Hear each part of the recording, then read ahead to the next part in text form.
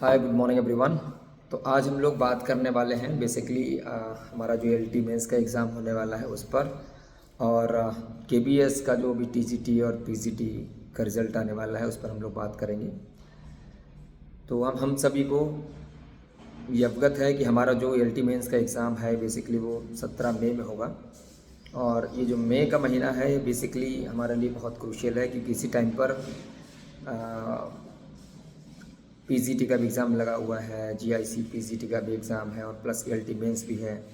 अगर कोई assistant professor की तैयारी कर रहा है तो जीडीसी का भी एग्ज़ाम इसी मंथ में है। तो अब ये है कि बेसिकली हमारे सामने एलटी मेंस की डेट है और हमारे पास समय बेसिकली देखा जाए तो फरवरी, मार्च, अप्रैल, यानी कि 3 महीने ही हमारे पास प्रॉपरली अभी हैं।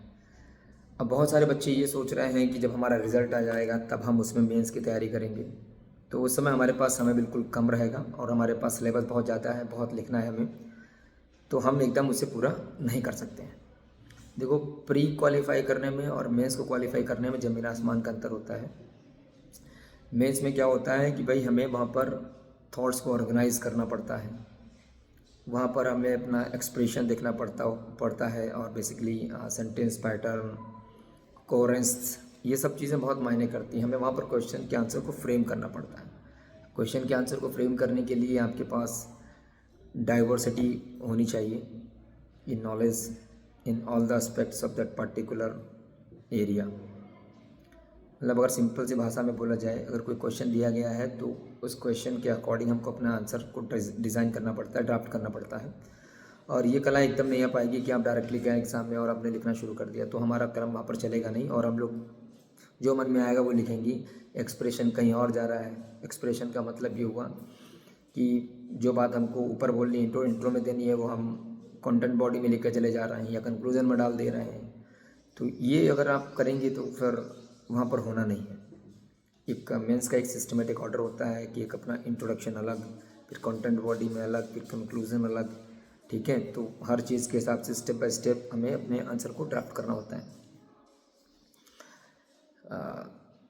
तो ये जो राइटिंग होती है बेसिकली एक स्किल है, और आपके पास नॉलेज कितना भी ज़्यादा हो, अगर आपके पास स्किल नहीं है राइटिंग का तो फिर मेंस में होना असंभव है।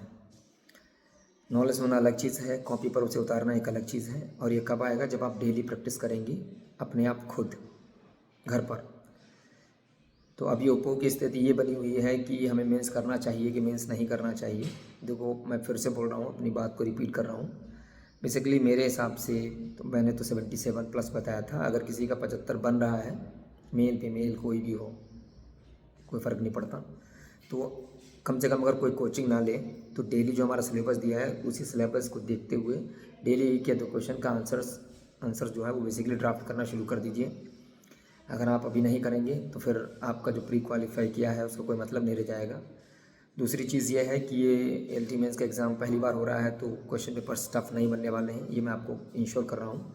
क्वेश्चंस जो भी आएंगे बहुत आपके पढ़े हुए आएंगे, लेकिन दिक्कत बस यहाँ पर यह है कि कौन बेहतरीन तरीके से अपने आंसर्स को जस्टिफाई कर रहा है ना, और कौन कितना बेहतरीन एक्सप्रेशन के साथ में अपने थॉट्स को ऑर्गेनाइज कर रहा है और वहाँ पर प्रेजेंट कर पा रहा है, वो सबसे मैटर करता है।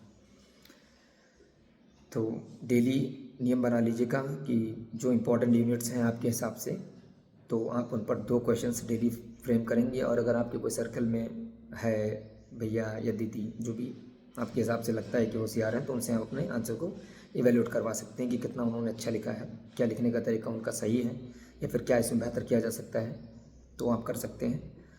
ठीक है, और जब आपका हो जाए रिज़ल्ट में नाम आपका आ जाए, रोल नंबर दिया हो, तो आप अपना मेंस कर सकते हैं। कोई कोचिंग ज्वाइन कर लीजिए 1.5-2 महीने के लिए, उससे कम से कम कुछ नहीं होगा। ये तो होगा कि हमें प्रेजेंट कैसे करना है अपने आप को, हमारे पास जो नॉलेज है उसे हम आंसर्स में कैसे पिरो सकते हैं, ये एक स्किल जो है वो एक टीचर ही आपको बता सकता है। तो अगर टीचर है तो काम हो जाएगा, नहीं है तो गड़बड़ हो जाएगी, या फिर इतना भाई हम लोग कॉम्पिटेंट हों तो हम आराम से कर सकते हैं। तो उपो नहीं रहना चाहिए दिमाग में एकदम, नहीं तो आपका एलटी ख़राब होने वाला है। और जिसने, दूसरी सबसे खास बात क्या है कि जितने क्वेश्चन पूछे गए और अगर आपने सारे क्वेश्चंस के आंसर को भैया जी लिख दिया तो आपको कोई बाहर भी नहीं कर सकता, ये भी कंफर्म भी है।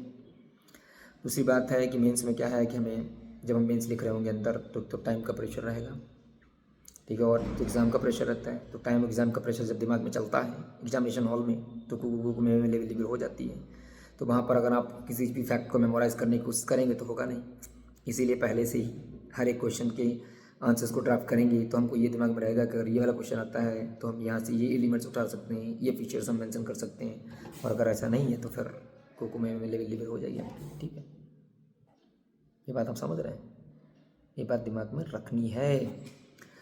अब दूसरे सबसे मुद्दे पर आते हैं KVS के TGT PGT के एग्ज़ाम को लेकर के बात करते हैं कि बेसिकली इसका क्या कट ऑफ रह सकता है। तो अभी हम लोगों ने देखा कि हमारा इसका जो TGT PGT का रिजल्ट आया, भाई साहब कट ऑफ इतनी ज़्यादा चली गई तो बच्चे में एकदम जो है सदमा सा आ गया कि यार अब KVS और ENVS के TGT PGT के एग्ज़ाम में क्या होगा।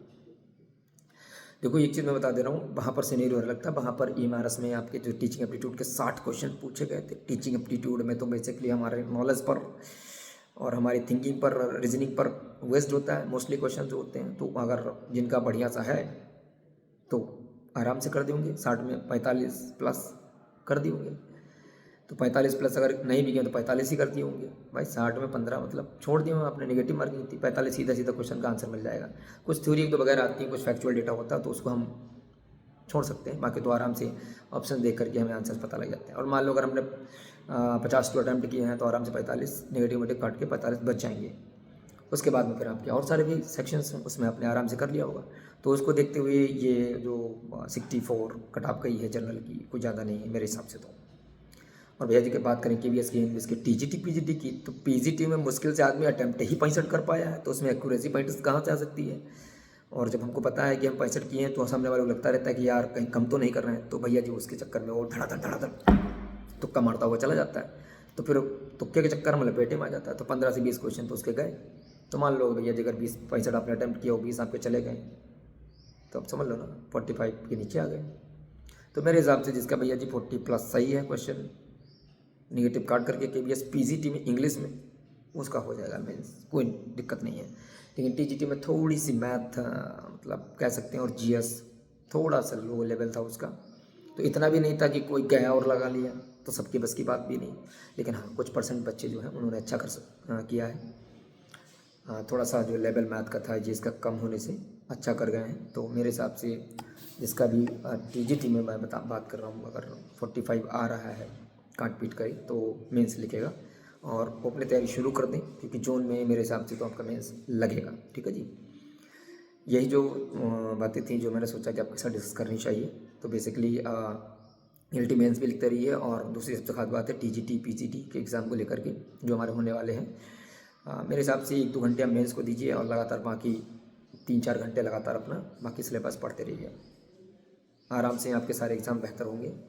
और PGT JIC वाले तो टेंशन वाली बात नहीं है। PGT में 17 राइटर हैं, 2 उठा लो आप अपने TGT के तो 19 राइटर हो गए। 19 को तो आप पढ़ ही रहे हैं और बाद में 10-15 राइटर को अलग से हम आराम से समय दे करके कर सकते हैं। तो एट द सेम टाइम बस ये है कि हमारे कैलिबर पर डिपेंड करता है कि हम कैसे ऑर्गेनाइज करते हैं, कैसे हम टॉपिक्स को डिवाइड करते हैं, कैसे हम राइटर्स को डिवाइड करते हैं, वो हम आराम से कर सकते हैं। वैसे जो PGT की कर रहा है उसके लिए TGT कोई बहुत बड़ी बात नहीं, क्योंकि MH प्राइम वही सेम रहनी है, ग्रामर वही सेम रहनी है। 2 राइटर के अलग अलग होंगे तो आप अलग पढ़ सकते हैं उनको। तो PGT पे ज़्यादा फोकस कीजिए, TGT पे तो आराम से 2 ही राइटर आपको एक्स्ट्रा करने तो आराम से हो जाएगा, ठीक है जी। तो JIC PGT सब आराम से होगा, बस प्रॉपरली अपना टाइम जो है बेसिकली हमें PGT पे देना है। पहले PGT के राइटर सारे समाप्त कर लो, TGT के सारे समाप्त कर लो बहुत बेहतरीन तरीके से। उसके बाद जो समय बचता है हमारे पास में वो हम अपना समय देंगे कहाँ पर, JIC के राइटर्स पर, और हम आराम से बेहतरीन स्कोर कर पाएंगे। JIC में सिर्फ 65 क्वेश्चंस जो बंदा कर देगा वो मेंस लिखेगा। 65 प्लस टारगेट लेकर चलना है। अगर इतना आ रहा है नेगेटिव काट करके तो बस बल्ले बल्ले, ठीक है जी। मिलते हैं फिर रिजल्ट वाले दिन। रिजल्ट आपका LT का आएगा 15 मार्च के बाद में। ये अब जो है दिमाग पर रख लीजिएगा। मतलब अगर सिंपल से बोला जाए तो लास्ट मार्च की तरफ ही हमारा रिजल्ट हमें आते हुए दिखाई पड़ रहा है। तो तब तक लगातार अपने प्रैक्टिस करते रहिएगा। कोचिंग ज्वाइन नहीं कर रहे हैं कोई दिक्कत वाली बात नहीं है, अपने आप लिखते रहिएगा। अगर आप कोचिंग ज्वाइन करना चाहते हैं तो हमारा मेंस का चल रहा है बैच। आप हमें मेंस के लिए 7887265377 पर कॉल या व्हाट्सएप कर सकते हैं और सारी जानकारी ले सकते हैं, ठीक है जी। Seats are limited. मिलते हैं अगले वीडियो में, तब तक के लिए जय हिंद, जय Bharat, bye bye, take care.